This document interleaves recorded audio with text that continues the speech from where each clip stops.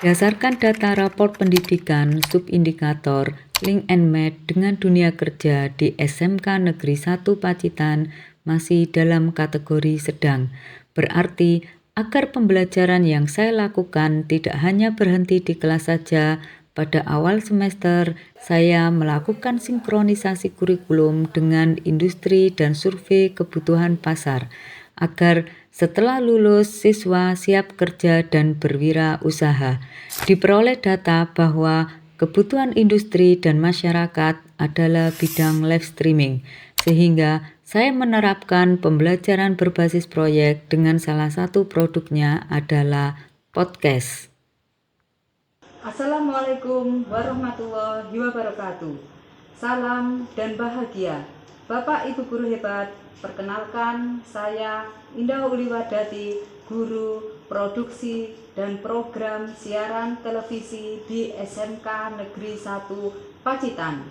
Pada kesempatan kali ini, izinkan saya berbagi praktek baik mengenai inovasi pembelajaran yang saya lakukan selama ini. Pada materi produksi dan program siaran televisi, saya mencoba membuat inovasi dengan berjudul Pola. Pola merupakan podcast sekolah. Ibarat petani yang memiliki banyak benih tanaman dengan karakteristik yang berbeda-beda, sehingga guru mempunyai tugas untuk menuntun peserta didik sesuai dengan kodrat alam dan zamannya. Salah satunya melalui pembelajaran berdiferensiasi dengan memanfaatkan teknologi dalam pembelajaran. Pada awal semester, saya melakukan asesmen diagnostik dengan cara wawancara kepada masing-masing siswa. Hal tersebut dilakukan untuk mengetahui minat, bakat, dan gaya belajar siswa.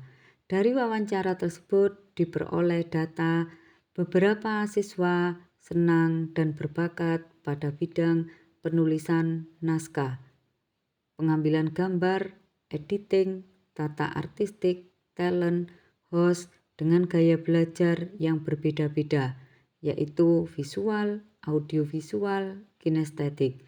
Hal tersebut saya gunakan sebagai acuan dan dasar dalam pembentukan kelompok pada kegiatan produksi. Dan diferensiasi yang saya lakukan meliputi diferensiasi konten, proses, dan produk.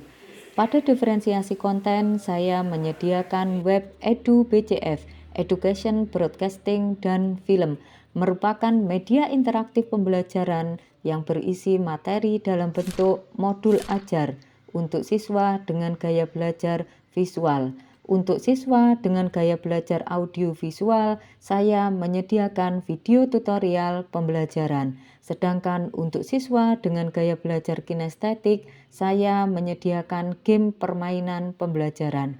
Siswa dapat mengakses web edu-BCF dengan cara scan QR Code menggunakan Android mereka masing-masing. Untuk diferensiasi proses meliputi proses pembelajaran yang beraneka ragam sesuai dengan minat dan bakat siswa dalam satu proyek, yaitu podcast.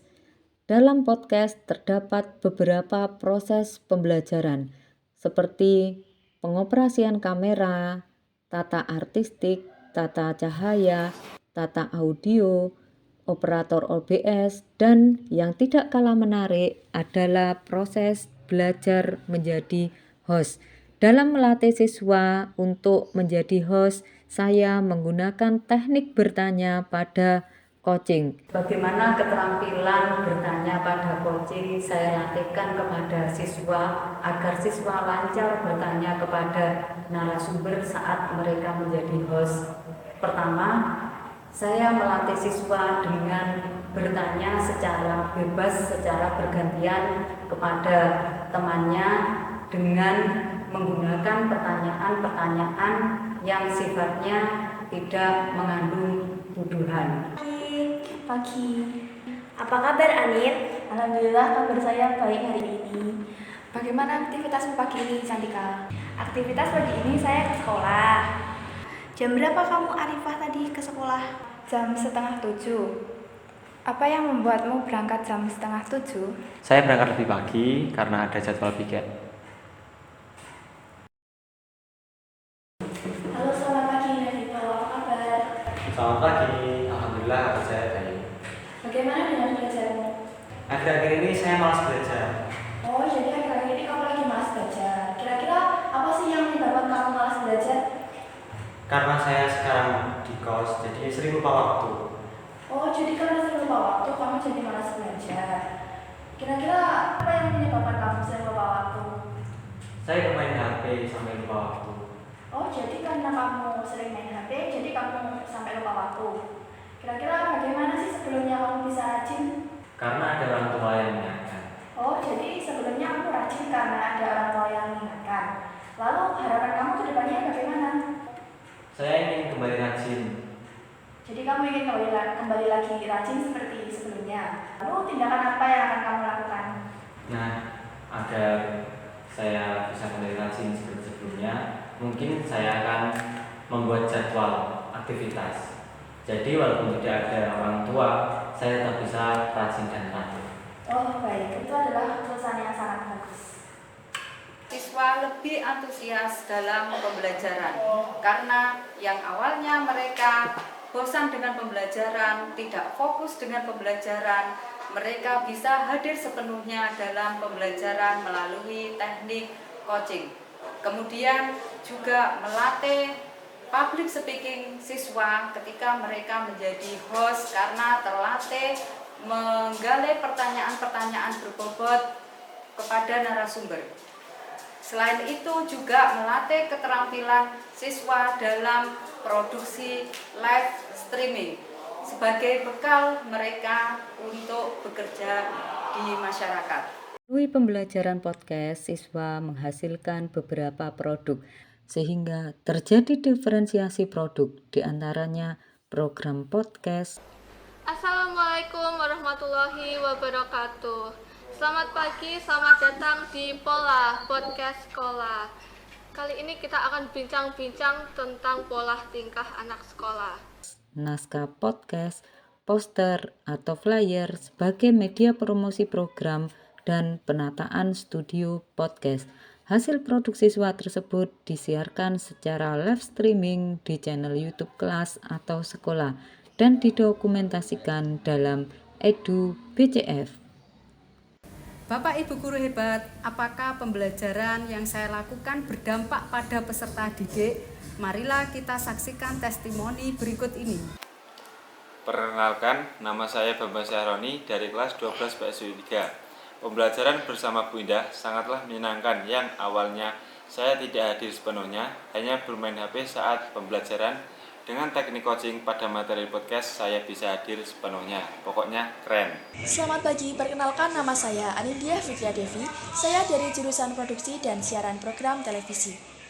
Dalam pembelajaran yang saya lakukan bersama Ibu Indah Uliwardati selama hampir 3 tahun ini, saya mendapatkan banyak sekali ilmu dan pengetahuan, baik dalam soft skill maupun hard skill.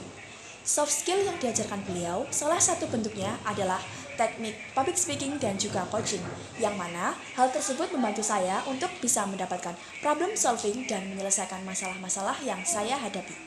Lalu, dalam hard skill, beliau mengajarkan saya bagaimana cara untuk bisa berwirausaha, sehingga saya bisa berpenghasilan bahkan sebelum saya lulus dari sekolah.